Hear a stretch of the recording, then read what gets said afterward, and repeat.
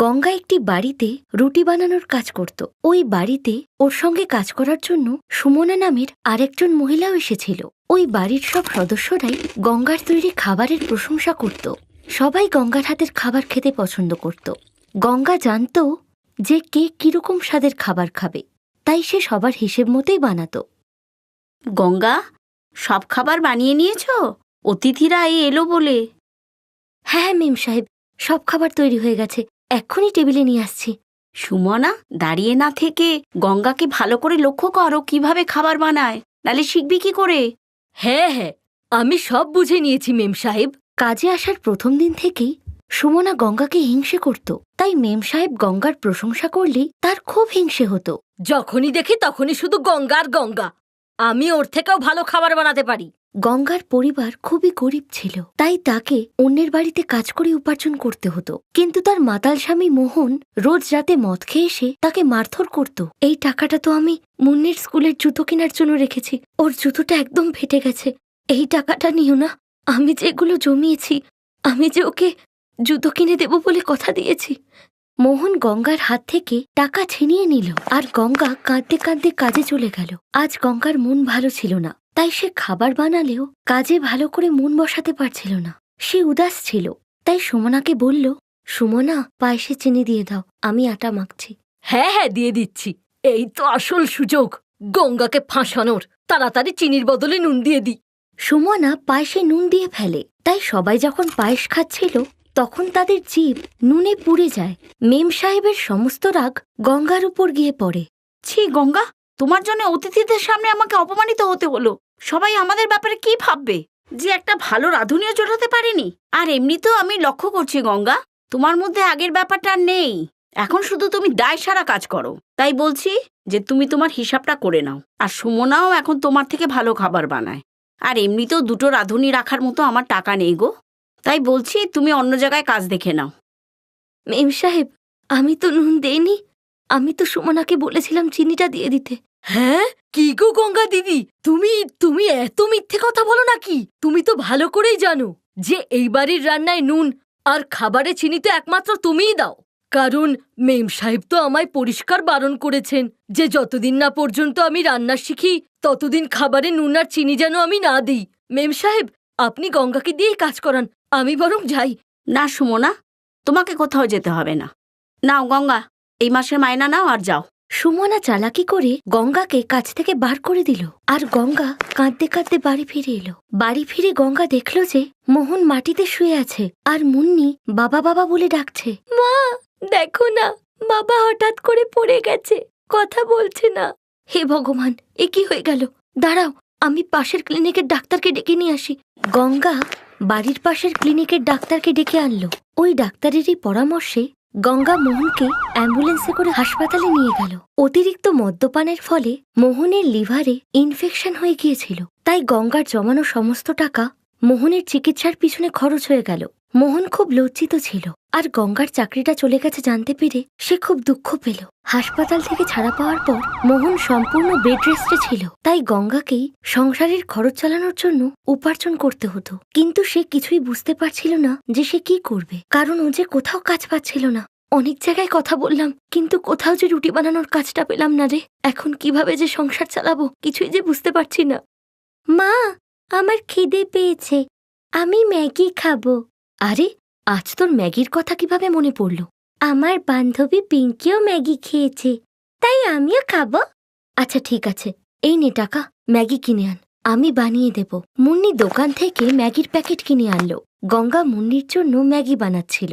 মা জানো, এই ম্যাগিতে না সবজি, পনির আরো কত কিছু দিয়ে পিঙ্কি খায়।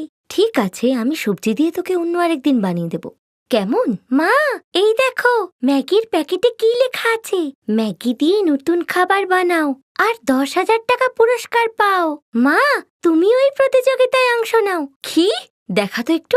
গঙ্গা খুব সুস্বাদু খাবার বানাতে পারত, তাই সে এই প্রতিযোগিতাটি জিততে চেয়েছিল। গঙ্গা ম্যাগি দিয়ে পকোড়া বানালো, আর যেটি মুন্নির খুব পছন্দ হয়েছিল। শোনো, তোমাকে তো ডাক্তার তেলে ভাজা খেতে বারণ করেছে, তাই তুমি এক টুকরোই খাও। যখন তোমার শরীর ভালো হয়ে যাবে তখন না হয় খেও। মা দেখবে, তুমি নিশ্চয়ই এই প্রতিযোগিতা জিতবে। গঙ্গা সেখানে পৌঁছে গেল যেখানে ম্যাগি দিয়ে বানানো খাবারের প্রতিযোগিতা চলছিল।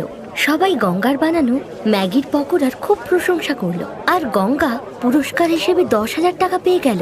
গঙ্গা ওই টাকা দিয়ে ম্যাগির পকোড়ার একটি দোকান খুলে ফেললো, আর তার উপার্জনের একটি রাস্তা খুলে গেল। তার দোকানে খদ্দেরদের ভিড় লেগেই থাকতো। খদ্দেররা এই ম্যাগির পকোড়া খেতে খুব পছন্দ করত। ধীরে ধীরে গঙ্গার ম্যাগির পকোড়ার দোকান ভালোভাবেই চলতে লাগলো। মোহনের শরীরও সুস্থ হয়ে উঠল, আর সে মদ্যপান করা ছেড়ে দিল। এখন সেও গঙ্গাকে ম্যাগির পকোড়া বানাতে সাহায্য করতে লাগলো। একদিন ওর দোকানে ওই মেম সাহেব এলো, যার বাড়িতে সে রুটি বানানোর কাজ করত।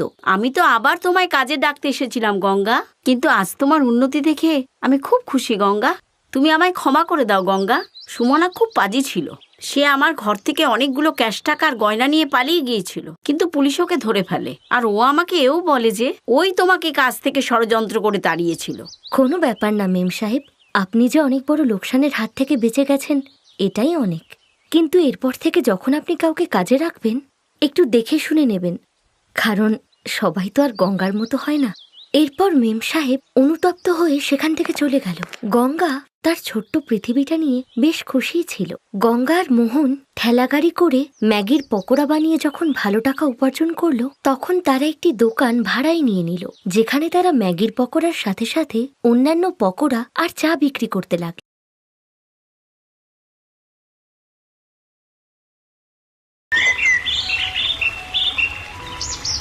হরিহর নিজের পরিবারের সাথে জঙ্গলের পাশে একটা ছোট্ট ঘরে বাস করত।